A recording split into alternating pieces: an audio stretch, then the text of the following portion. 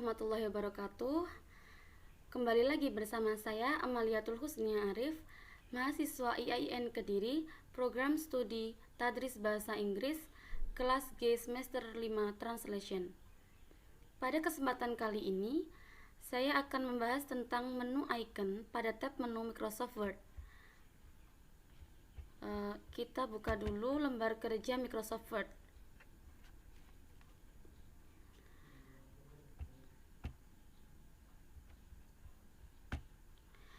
Pada saat kita membuka Microsoft Word, sebenarnya ada 8 menu utama. Akan tetapi yang kita pelajari hanya menu icon, hanya tab menu. Di sini ada Quick Access Toolbar dan lain sebagainya. Kita bahas langsung saja tab menu yang pertama, yaitu File. Di dalam File terdapat banyak sekali perintah yang berkaitan langsung dengan urusan pengetikan dokumen. Ada New, Open, Info, Save, Save As, Print, Share, Export, Close, Account, Feedback, Options, and Resend. Tidak usah kita bahas secara detail, langsung saja kita ke tab yang kedua, yaitu tab Home.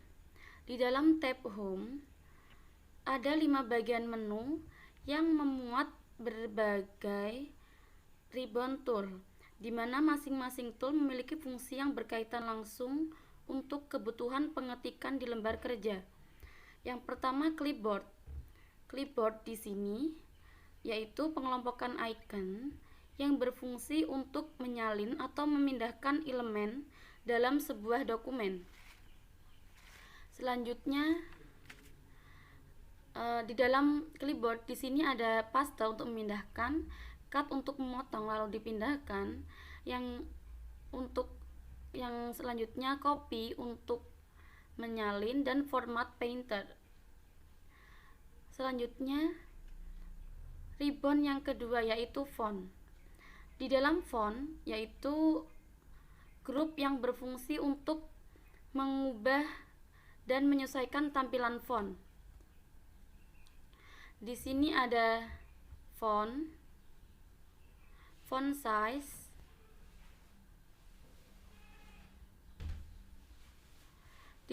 font di sini berfungsi untuk memilih jenis dan gaya huruf. Sedangkan font size untuk mengubah dan menyesuaikan ukuran huruf. Sedangkan grow font untuk menambah. Lalu sebelahnya shrink font untuk mengurangi ukuran huruf. Ini kan jadi 9. Kalau kita klik grow font, jadi ukurannya bertambah. Begitu sebaliknya dengan decrease font size.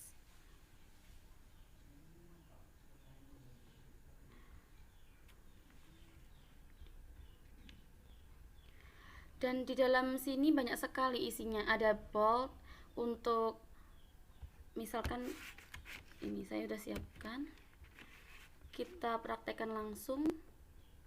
Kita pilih satu kalimat ini, kita klik bold. Jadi bold di sini untuk menebalkan huruf. Sedangkan yang sebelahnya itu italic. Italic untuk menulis huruf menjadi miring. Dan sebelahnya lagi ada underline. Kita pilih, kita blok dulu kalimatnya, lalu kita klik underline. Underline ini untuk garis bawah.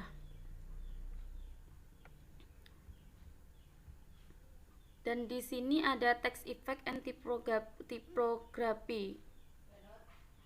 Ada juga change case, text highlight color, and font color, and then clear all formatting.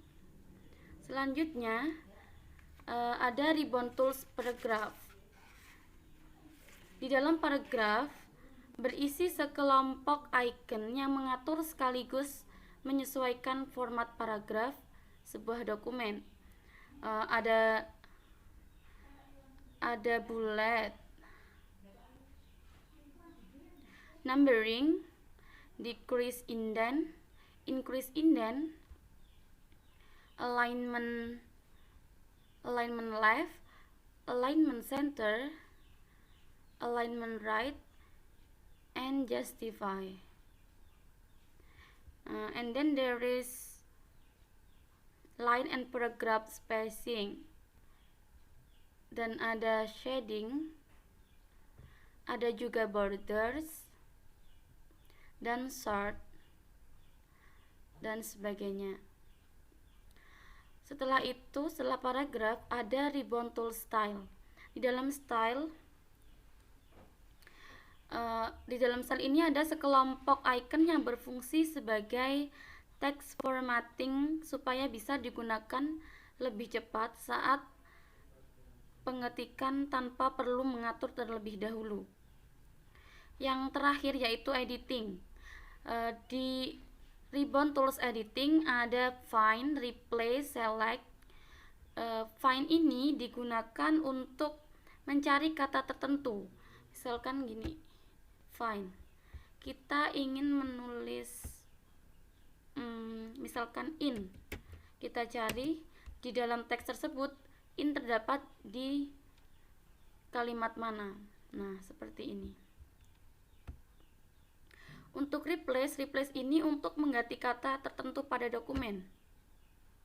Nah, misalkan in kita ganti misalkan add, find next langsung. Nah, yang in ini jadi berubah menjadi add. Selanjutnya ada tab insert. Di dalam tab insert terdapat banyak ribbon. Tab insert di sini berguna untuk memasukkan objek tertentu pada dokumen atau lembar kerja. Yang pertama ada pages, tables, illustrations, add-ins, media, online video media, links, comment, header and footer, text and symbols. Tidak saya jelaskan, langsung saja nanti kita fokus ke references. Tab selanjutnya setelah insert ada design. Setelah itu ada layout. Di dalam design ini untuk mengedit teks pada lembar kerja. Untuk layout berfungsi mengatur dan menyesuaikan segala hal yang berkaitan dengan tampilan hasil lembar kerja Word. Di sini ada page setup, paragraph and arrange. Selanjutnya yaitu tab preferences. Tab menu ini cukup jarang digunakan oleh pengguna Word. Pada references mengandung beberapa ribbon group yang memiliki fungsi masing-masing. Ada table of contents, footnotes, citations and bibliography, captions, index, table of authorities. Sekarang yang akan saya praktikkan yaitu membuat table of contents secara otomatis. Yang pertama kita ketik dulu kata pengantar. Saya pilih fontnya 12, fontnya Times New Roman. Kata pengantar. Saya pilih insert, blank page, daftar isi. Selanjutnya lagi insert blank page, bab 1, pendahuluan. Di sini kita pakai A, latar belakang.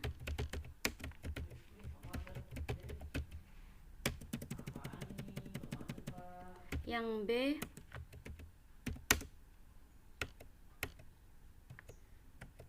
rumusan masalah. Yang C, tujuan.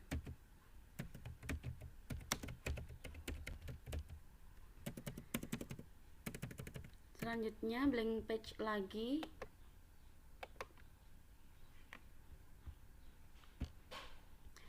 Kita ketik bab 2,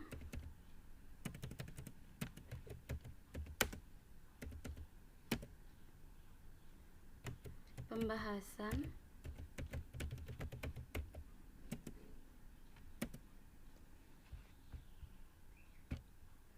A, pengertian.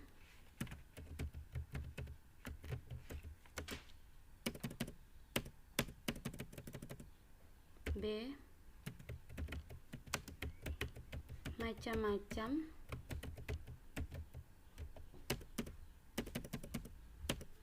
Yang C, fungsi.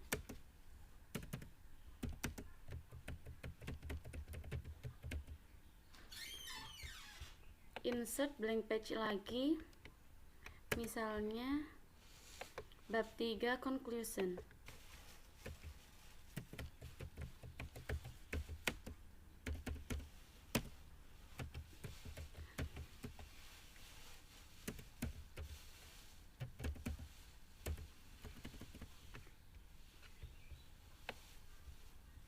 Kita bikin daftar isi secara otomatis.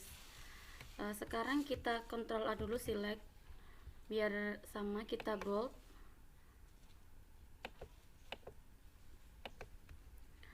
Setelah itu kita bikin daftar isi secara otomatis.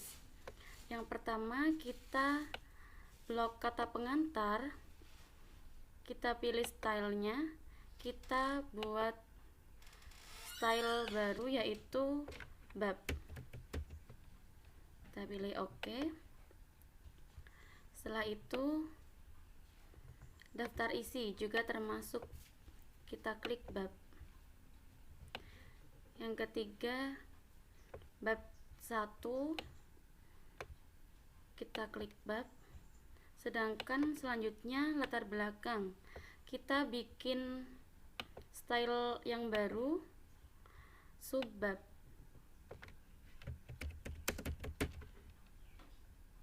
Kita klik OK. Selanjutnya rumusan masalah juga kita masukkan ke subbab. Tujuan juga subbab. Setelah itu pembahasan. Pembahasan terletak di sini, berarti kita klik bab. Pengertian subbab. Nah, ini tinggal kita ketik lagi A. Jangan khawatir.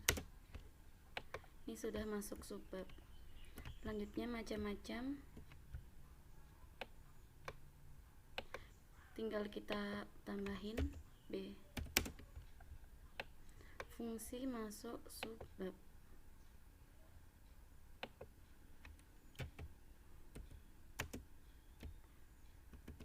Bab 3, conclusion, terletak di sini, berarti kita pilih bab. Setelah itu kita bikin otomatis table of contents. Langsung saja di daftar isi, table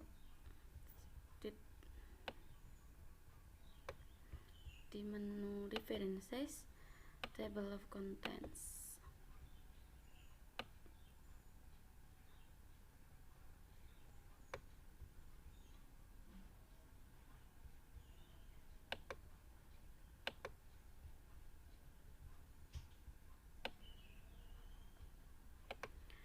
Kita pilih table of contents.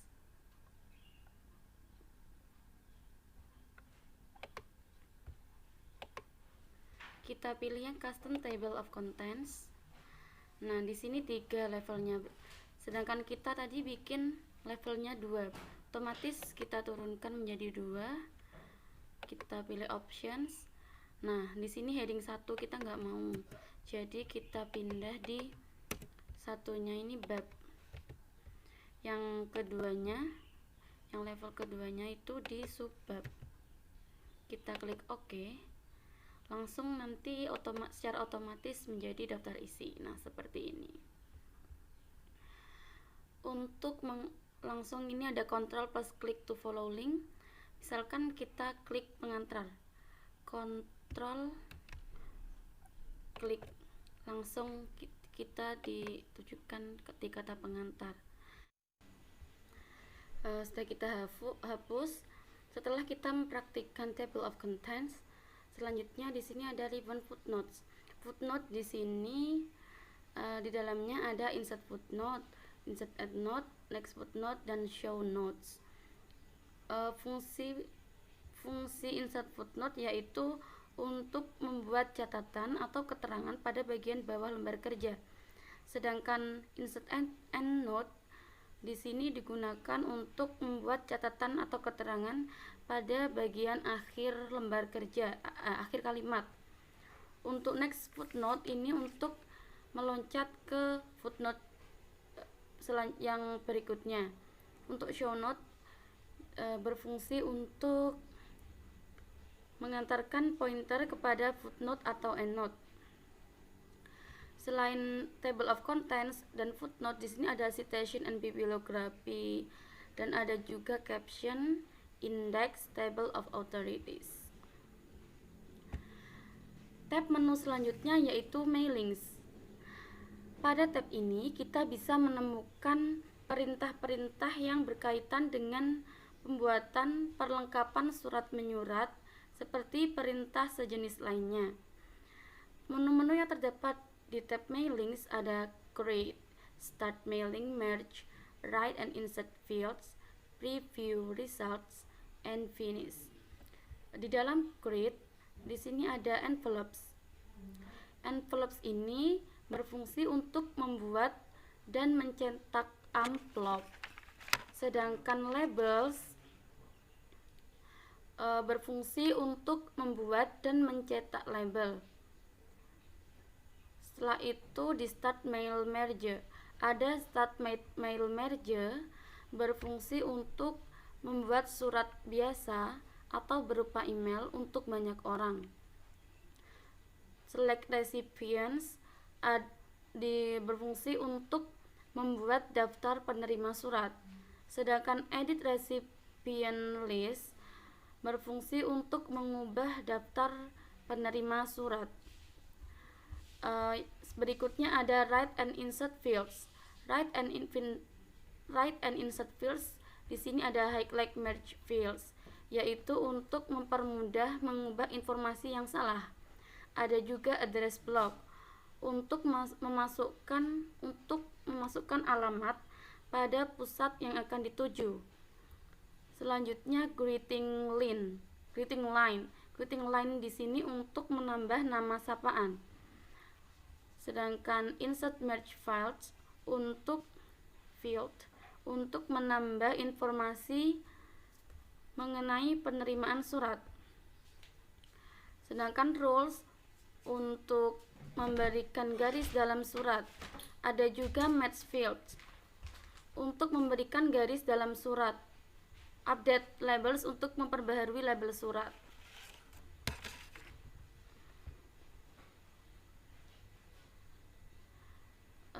Setelah itu ada preview result.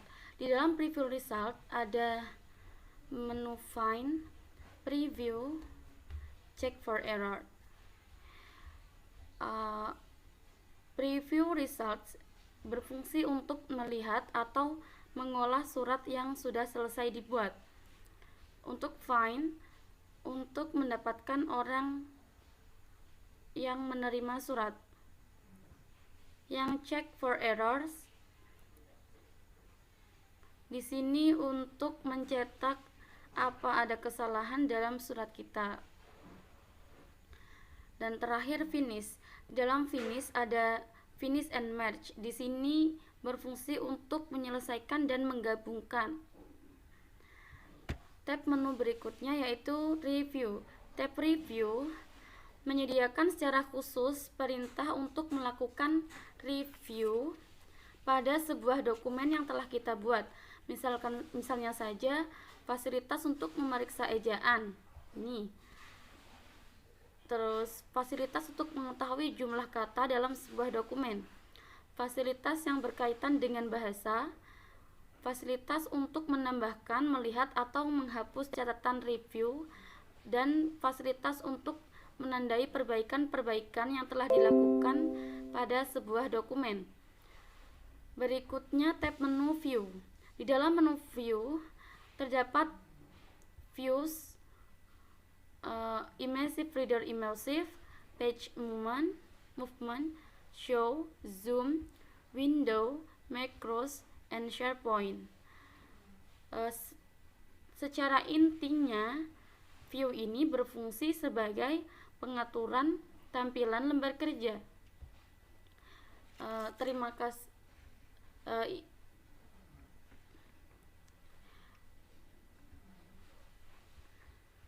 Mohon maaf apabila banyak salah kata. Saya akhiri. Wassalamualaikum warahmatullahi wabarakatuh.